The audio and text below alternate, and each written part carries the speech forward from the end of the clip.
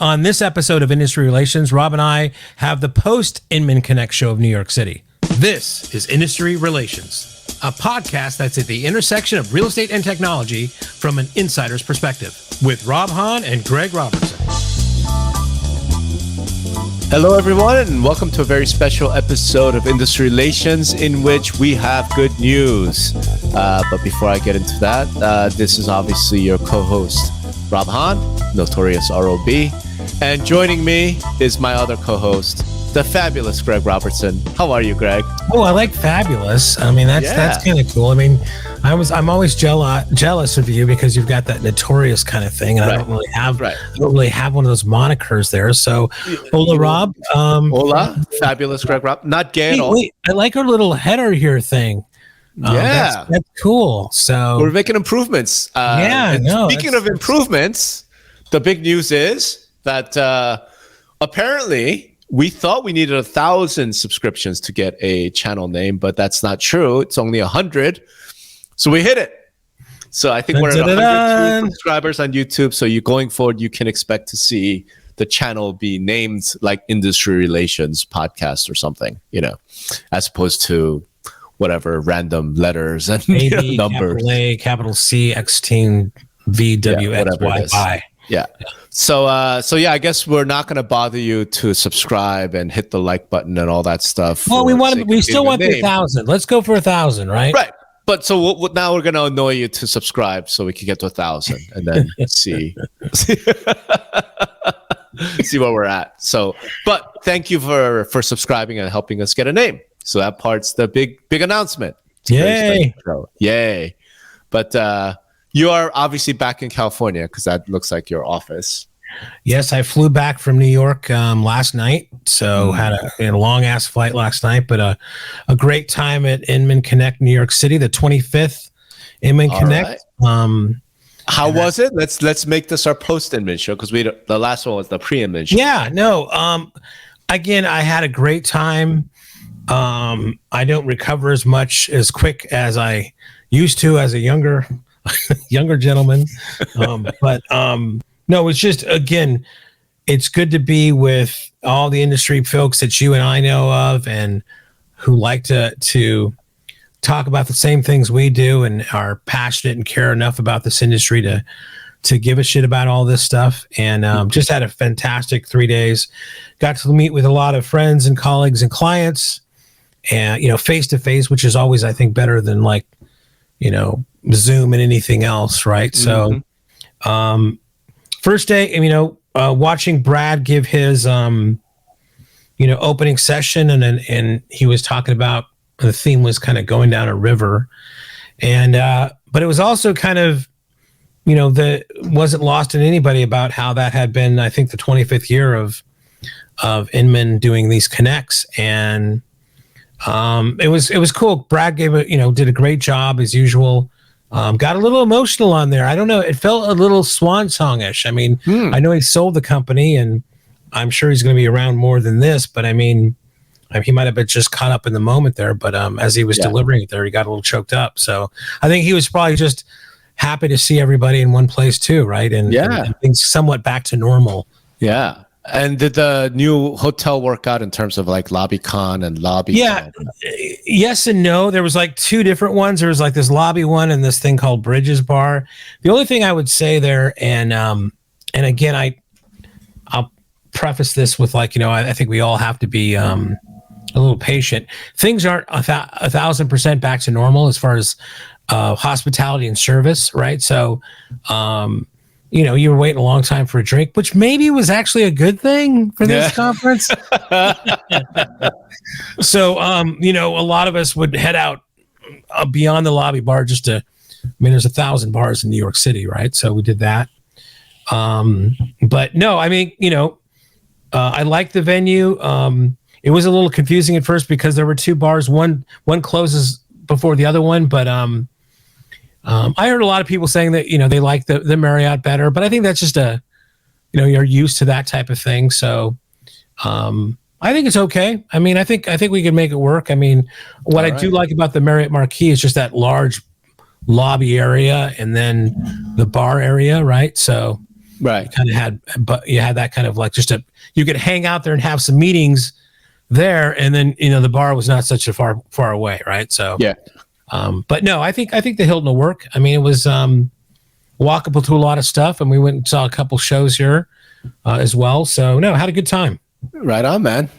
Right on. And in terms of attendees, I mean, we chatted about this the pre-Inman show. The trend before the whole pandemic thing shut things down was that the MLSs were going to Inman less and less. Like, had that changed? I mean, would you see? Not really. I mean, I had I didn't get to meet with everybody I wanted to meet. There was a lot of people there I didn't know about. Yeah. Like, I think. I saw in the distance Matt Consalvo from ARMLS, but I never got a chance to talk to him. And George Picard from Northern Nevada MLS, regional MLS, also emailed me during the thing saying, "Yeah, I'm here." And I guess he was like a last minute change to get there. Yeah. But I did connect with a lot of, saw Brian there, Renee, Sam. Sure. I mean, just the normal crew plus some extras. Colleen. I mean, just had a great time. Talking with him. We talked about you a lot. You did. And I think the thing is that, and we've heard this feedback before, but I think the pre-show was actually pretty smart on our part, because it's like, it gave people, like, whether traveling on a plane or driving or on a train or something. And a couple of people told me that they binged like a few episodes on their way to there. Smart. I thought was amazing and smart. I remember going into an elevator and I had my badge on, and the guy was saying, "Oh, I love listening to you and Rob." Right. So So I don't know. There's maybe this consistency happen, but I think you and I both get that a lot. But it seemed to me I got a bit more of that. And most of the time they're telling me that I'm right and you're not. So that felt good. Of course. Just kidding, but not really. And it's the same thing of like, it's like who told me something. It's like, we've been having a conversation all day yesterday, but you just didn't hear me. Right. So it's like, again, they're talking into their podcast player or, their phone or their radio, wherever they're listening to us from. So I thought that was kind of cool. I mean, look, maybe, like I said, we keep threatening to do some live streams so people could join in and, make comments. So we'll have to pull that together. All right. So let's get to the content. Okay. What'd you hear? Give me, like, what was the big, like, aha takeaway? Was there anything like that? What I did sense, and I think you read a bit about this on some of the coverage, like, I was on a panel called, Will Broker Tech Outpace MLS Tech? And there was interviews with like Ryan Gorman, and I think Brian from Bright MLS was on there, talking about how building real estate tech is a nightmare, right? So these are some of the themes that we've talked about on the podcast before, where I was on a panel also talking about with Lucy Fortier from, she was previously with CoreLogic, but now is kind of one of the head of products over at Compass of building real estate software as a brokerage, as a franchisor, as a real estate company, as an MLS owning stuff. But I think what I did get a little bit of sense is that I don't know if we've reached our peak or maybe a turning point. Of like people, companies are again beginning to realize this isn't all, it's just not, it's not like an easy thing to do. Right. And building MLS software. Yeah. Well, building their own tech software, like being responsible for that. Right. Right. When something breaks, you got all the egg on your face. Right. It's not like not that you want to blame a vendor or do anything else, but I mean, it's just, it's a whole different mindset. It's a whole way you have to structure your company. It's a whole different ways of doing things. And I just felt there was a little bit, even though this is only to me still a kind of a newer trend, there's still already beginning to see some fatigue from some of the players out there of like, maybe we really don't want to do this. We want to leave it to the quote unquote professionals. Okay. So I felt a little bit of a change in the air for that. Wait, so time out before you move off of that, because I would think it's the other way around, because we had like the 4 MLSs coming together to buy Remine as an example, right?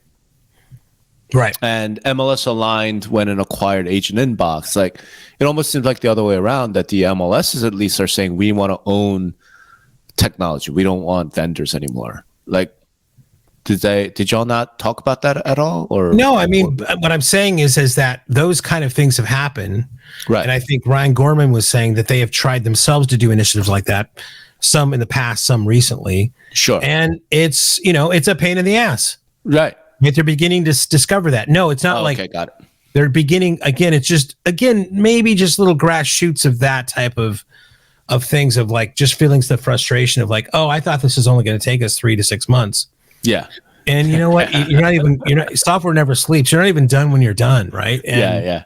And it's, what are you in the business of doing? Are you there to grow a real estate franchise? Or are you there to create software? Are you there to manage an MLS organization? Or are you there to, be a software company? Those are two different things that, sometimes if you don't structure it well enough, it's not going to go well. I think, you mentioned AirMLS and their thing. I mean, they have a separate company. They've set things up differently. So, I think if you do it right, you might have a better chance than others. But, I think still the jury's out on Remine. I know they announced that they got a new CEO. But, we'll see what those kind of, what that leads to for sure. Yeah. No, and I think I had a brief conversation with Fred Towns, the new CEO there. It seems really smart. He seemed really with it. Maybe we'll have him on our show one of these days, right, to talk about kind of the stuff they're working on. Yeah, what the thing about that release is, like, I didn't even know Playster was still in business. I didn't know that either. Are they still in business? Well, that's I know it came from. Playster doesn't mean that. I mean, it could have been in the past. Do you know what I mean? Yeah. Well, I think that the release said that they were still in business. I was just, but interesting. But the bigger point, I think, is, especially if you're a brokerage or franchise, right? You don't have a choice but to be in the tech business, because I think it was Bill Gates who said this, like back in the 90s, right? When he said basically now every company is a technology company to some extent, right? And the reason why I say that is because even if you say, okay, look, we're EXP, we're Realogy, we're Keller Williams, we're Remax, whatever. It's not about technology. It's about recruiting and retention and growing the company. The recruiting and retention is so heavily dependent on you having some sort of unique value proposition, right? And in this day and age, that unique value proposition is going to have to be technology, because what else could it be? No, for sure. I mean, I don't think that means you have to create your own and develop your own, but you definitely have to have a way of leveraging what's out there. And like, but then you have to. I've seen 1,000 companies implement Salesforce. Sure. But I've maybe seen 10 that have really executed on it to really where it helps drive and grow their business, right? So, it's, I think it's not just a roll your own situation when they say you're a technology company. It's just how smart are you using it and executing it, for sure. But it is roll your own to some extent, right? In other words, you have to at least customize. You can't just offer out something that an agent could go buy off the shelf. Sure. Right? You gotta, so if it's Salesforce, if it's whatever, you got to have some flavor, some customization. No, I think the best software lets you kind of like, do that type of thing. Yeah. But that doesn't mean you if not, you have to, do it yourself. Right. I mean, there's of course reasons to do that. Yeah. Too. I think there's a mixture of a lot of things. Right. Yeah. But, mission critical stuff. I mean, if you want to keep things. Go ahead. This kind of brings back something that I don't know if you and I talked about in the past, but this is, almost 6-7 years ago now. I remember writing something about this back when, I was like on this whole modular MLS kick for a while. But I remember writing, why don't we have systems integrators in real estate? Right. And no, so maybe I'm wrong. Like, it's a good question. Do we have them in real estate today? Because I can't think of anybody that I would call a systems integrator. Well, I would probably say, I would think the T360 people are kind of system integrators for brokerages, right? Do they do coding though? Do you know? I don't know if they do I don't coding. know. I know they do consulting. I know, but what they're, to me, I guess maybe you have, there might be different variations or levels of what system integrators do. What my familiarity is like when I do an implementation of Salesforce, you usually have to hire a system integrator who works with you to kind of configure that data, that software application for your needs.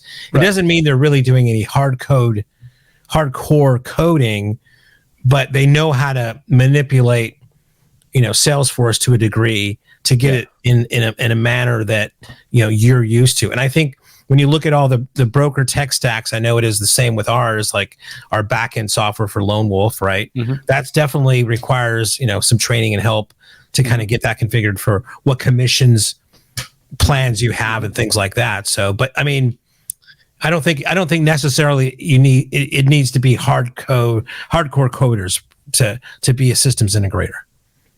Well, I don't know. Like, so I have very little experiences with systems integrators. What I remember is like right after college, my roommate worked for Anderson Consulting, right? Which is one of the big systems integrators out there.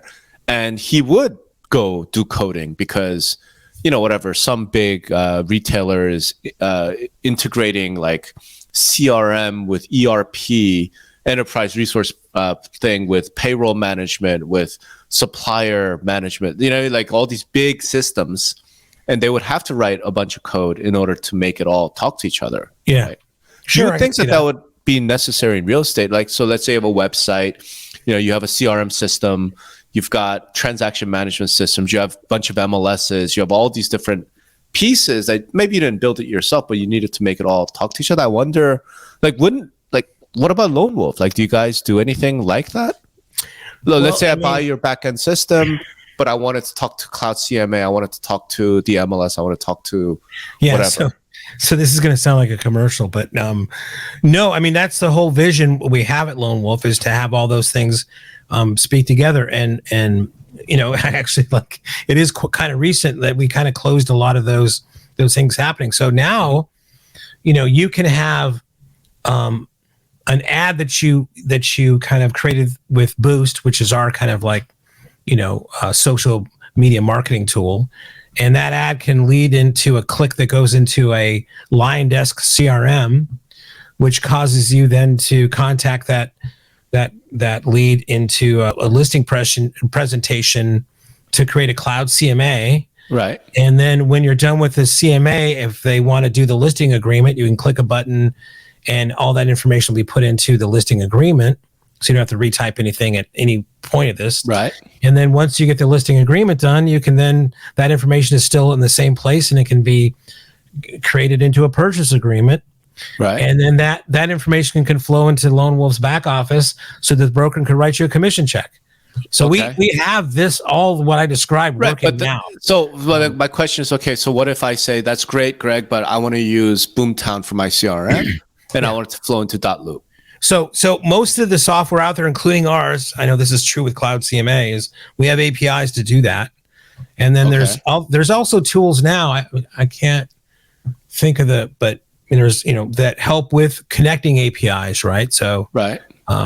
But see, this is exactly my point. Like, everyone says we have APIs and blah blah blah. Okay, that's cool, but somebody still has to somebody still has to write and integrate this stuff. It doesn't. Yeah, no, I mean, I wouldn't necessarily. I don't think you need to be a full-on developer to kind of get APIs working together. But I see what you're saying. Yeah. Yeah.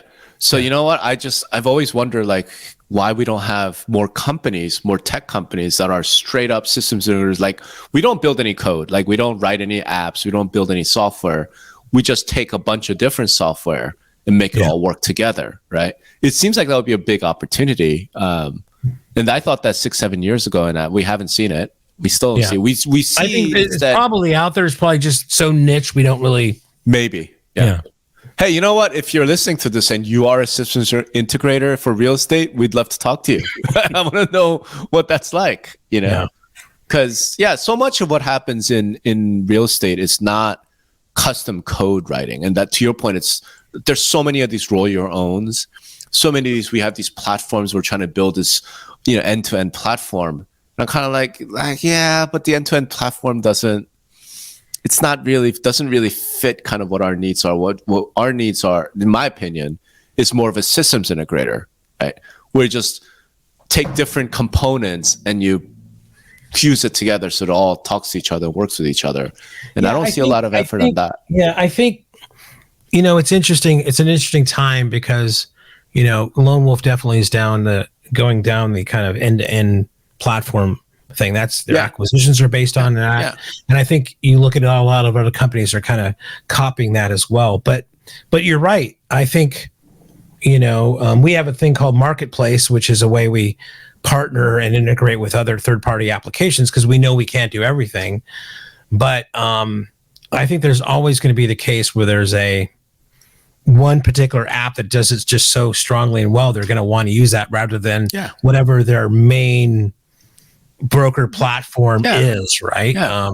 So we deal with that a lot with Cloud CMA, right? I mean, we have a good, strong reputation, and even though some broker tech stack might have their own CMA in there, they want a Cloud CMA. So we've tried to make it easy for people to integrate that as well. So I get that. Yeah.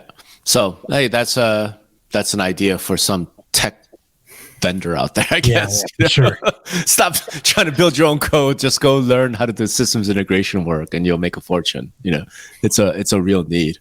Okay, that's cool. So that's one topic. Any other big takeaways from Inman? No, I think it's just about it's about that community getting back together again. And you could just, everybody there was, just, you could tell we're excited to see each other, start just, all the vendors were, as I say, telling lies to each other, and people were reconnecting, and it was just being face to face like that. And hell, being in New York in the springtime was a little bit better than being there in January. Oh, that's for sure.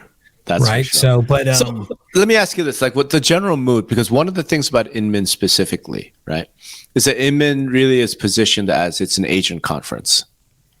Right. I mean, Brad makes a huge point of this about agents, about the working realtor, right? It's not about corporate executives on expense accounts. Like, he's mentioned that from stage a number of times. Yeah. I mean, he likes to say, I want everybody to, whoever paid to come here with their own credit card, please stand up. Right. Stuff like that. Right. So it's always been positioned as more of an agent conference, except that you and I, we don't really deal with that world. We deal with MLSs and tech companies and large brokerages and things like that.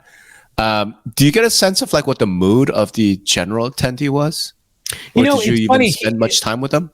Yeah, Brad did kind of like this kind of exercise on his keynote speech. And what he described Inman is, and maybe this is new or just evolving, is he asked a couple questions in the audience, and he raised your hand and kept it up. And I think one of them was like, have you been, if you're an agent for less than 2 years and this is your first Inman? And there was a lady in the audience that he picked out, and then he asked somebody in the audience, are you an entrepreneur, right? Mm-hmm. Maybe building tools or doing something to make this industry better. And what he had done is he bought like these 2 really great tickets to The Music Man, which is a musical playing with Hugh Jackman. Mm-hmm. And he says, what Inman Connect is about connecting agents with these young entrepreneurs to do something great together, mm-hmm. right? And I guess he gave those 2 tickets to I don't know, maybe they're both single, who knows? But that's the way. And I kind of like that, because you're right. It is about agent a little. It is about agent, but there's still a lot of MLS people that go there. Still a lot of broker. Yeah. And really, to me, that's exciting about it is that vendor alley is going down and seeing all the new kids on the block and the new companies, because they keep coming, man. Maybe maybe they're not going to be there next year, the year after, but those same faces, they catch the bug. I'm going to ask you about vendor alley. I do want to talk about vendor alley, but before that, I guess what I was trying to figure out is, did you sense any sort of difference in mood between kind of the agents in the field versus kind of the corporate people? Do you know what I mean? No, I not anything different, not much that I could sense from that kind of thing. Okay, like I was just wondering if there's one group is more optimistic than the other, right? Because, the pre-Inman show and our podcast in particular, we tend to talk about some of these big threats, right? These big And, whereas the average agent has no idea, and all they know is like the market's super hot. There's no inventory, et cetera. I was just wondering if there was any difference in. Well, to me, I mean, what does somebody say? Like, it's been 10 years. Nobody's seen a bad. There's agents whose whole career has been up, and up and up, right? I mean, since 2011, let's say, or something. Right. So I think that's just a share. I mean, that's it takes old timers like us to know what happened there. But I will tell you, I do get a sense of more of changes in the vendor community. And I'll tell you a quick story. Yeah. I was fortunate to get upgraded to first class going out there, and I'm sitting in the seat, and I noticed somebody was sitting up there also who had one of those hat on with a very kind of, like, you could tell, like, was a prop tech startup logo, right? What hat? It's okay. Never mind. Like the logo hat, right? Okay. And somebody had a T-shirt on, or a house in the shape of something else that you could tell was whatever. Yeah. And I didn't first recognize the logo, but I kind of did my little Google search, and I figured, okay, who this company is. And then you begin to realize there were 3 people actually in first class from this company. And I'm trying to think back. They're a successful startup that has raised a lot of venture money. Is what you're saying? I looked it up, and they were definitely a startup who had raised money, right? But like 3 people in first class, baby. I mean, that's But being a bootstrap founder, I mean, the early days of that, and they were pretty early. They were less than, I think, 2 years old. I was back smelling farts in fucking 34D, right? And I was in cargo. Yeah. I mean, I was, asking friends in the industry, like, hey, could you get 2 beds in your expense account hotel room that I could stay in, right? And I'm just thinking to myself, motherfucker, right? This guy, and I think he was the CEO, and then he had 2 other people there. How are you like 2 years old? I'm not going to name the company, but how are you 2 years old? You've taken them out this amount of kind of funding, and you're sending over 3 people in first class to an Inman conference. I mean, it just, like, what the fuck? You understand just how much like grandpa you sound like right now, right? I mean, I'm just saying, my day, we walked to school in the snow. Oh, no. This is not, I mean, I don't know who their investors were, but I mean, if they saw that happening, they got to go, what, it's like, what I read something on Twitter. It's like, red flag number 1 is when, this 20-something startup founder has an executive assistant already. And they haven't really made a dime of profit yet. I mean, come on, man. Mm-hmm. Come on. But, it's like, maybe I am an old man. Maybe I was, maybe I'm just jealous that I could, you couldn't roll like that, immediately or something, right? But, goddamn, dude. I mean. Yeah. Okay, so you're saying that the tech vendors are just awash in capital? They're feeling great? Either that, or this might be an outlier, but I mean, I'm not sure why they'd be spending their money on that than other things here, right? I mean, and it just, and maybe I've always had this bias towards, in my echelon of like respect for people, it would be bootstrap entrepreneurs. Sure. And then, I'm not sure where on the ring of hells that, VC funded entrepreneurs are. I mean, I'm not saying that for real, but I mean, they're a little bit lower than a guy who's just spending their own dime and dollar and time, energy. Yeah. Than that, right? Right. All right. Well, this seems like a decent time to pause and ask our people to subscribe and like and all that stuff, so we can send Greg on a first class flight. Yeah. Let's go back to Vendor Alley. Yeah. Who'd you see? Any really interesting clubs? No, I mean, there was still kind of the same people there. I didn't really see anything that captured my eye. I mean, there are some things now where people are talking about, like, and they're crossing the lines of like maybe fintech and prop tech, but definitely companies that are, I think we talked to the gentleman David, I think Blum from Plunk, right? Yeah. I saw another, company like that was like, trying to predict if you did this to the home, how much value it would add, or what's the cost of these type of renovations. Yeah. So a little bit spins on the, you start seeing that more like a Curbio was like, hire a designer to come, decorate your house and get it sold quicker, or, all those kind of things there. What else? Not much. So no one that kind of said, wow, blew your mind. Like, look at this idea. Or... Not really. I mean, no, not really. No blockchain NFT metaverse companies. No, I mean, I did. I was lucky enough. I was in this session called Meet the Leaders, and Glenn Stanford from EXP came over to say hello, and we had a great conversation. Just talk about his company and the incredible growth they're having, and just this, this whole virtual metaverse thing that he kind of saw early on, and how that's been he's such a good guy. I mean, he's a pretty humble guy. Just getting to catch up with him was pretty cool. Yeah, no, Glenn's great, man. He's not like any billionaire you've ever no, not at all. Yeah. But all right, so but that's kind of sad, right? Well, that I don't you know went if it's to Venture sad Alley and you didn't... it's like you got to think about that, right? I mean, you're coming out of pandemic. That was a postponed conference, right? It's just it's like, what is it? It's April. Does April seem like the time that they really introduce a bunch of stuff? I mean, I don't know. Maybe we'll see more in Las Vegas. But I mean, not to say there was a full vendor alley for sure there. It's just, and maybe I'm getting more jaded, right?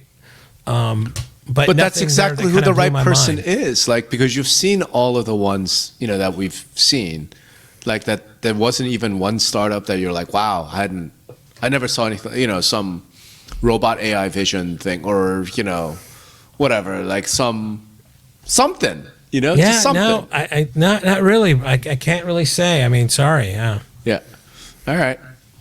Well, vendors, apparently you have disappointed Greg. I'm just saying.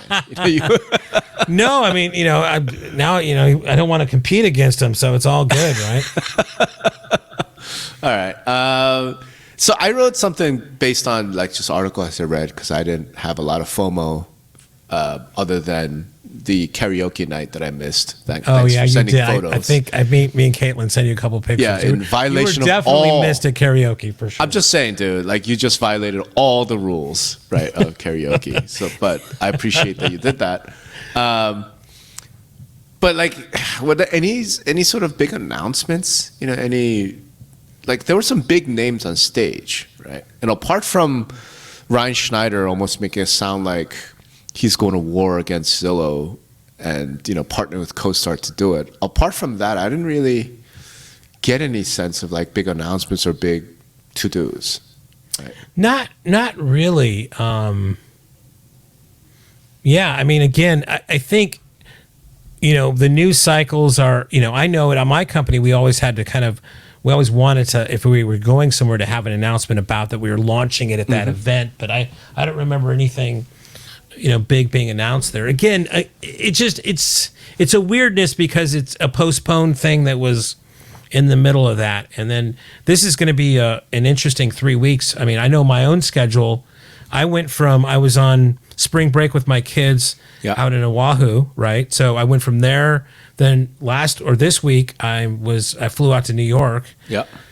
Next week I'm going out to Tucson for the Rezo conference, and then after that is NAR midyear. Mm-hmm. And at the same time, because of some scheduling thing, the T3 Summit in San Antonio, right? So if I looked on these on a calendar ahead of time, I would have said no to at least one of those goddamn things, but I didn't. So I've got Road Warrior, baby, you're back. Yeah, that's the one thing I will say is it's not like we learned any lessons, and you know what? As we go forward, we're going to cut out a bunch of conferences. It just seems like it's the rolling circus is back on again, man. It's just back on again. Well, I'm happy to report I probably won't be at any of those. So rolling circus for you, maybe. Not for me. There'll be some. I'm sure there's always events coming out in Vegas, so for sure. Yeah, exactly. So I just get to sit here and watch the circus roll in. Like that's a better approach, I think. All right.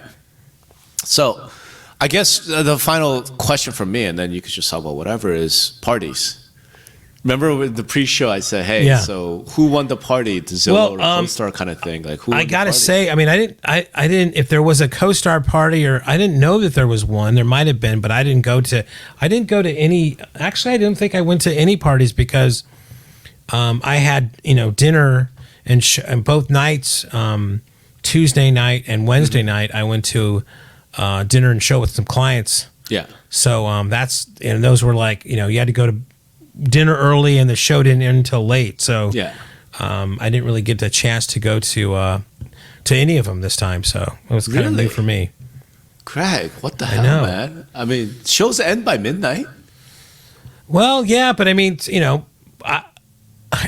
way it was rolling, I would get back to the hotel and then you get sucked up into another thing. So okay, because I'm saying like parties in New York like start at midnight, like that's the whole. Yeah, well, not the industry parties though. I wouldn't say that. I mean, the latest one that I knew that started was like at 10. Yeah. Right. So and then I wouldn't be out of the show until like 11 something. Yeah. So. Yeah. All right. Yeah, it's like, hey, if you're gonna go to New York, like have your party start at 2. Yeah, exactly. When the lobby bar closed, that's when you should start your party, right? It's like the city that never sleeps. I remember going out, like in law school, at like, oh, it's 1:30, it's time to hit the clubs. Yeah, you don't go before midnight. We're not hitting the clubs anytime soon here, Rob. You and I.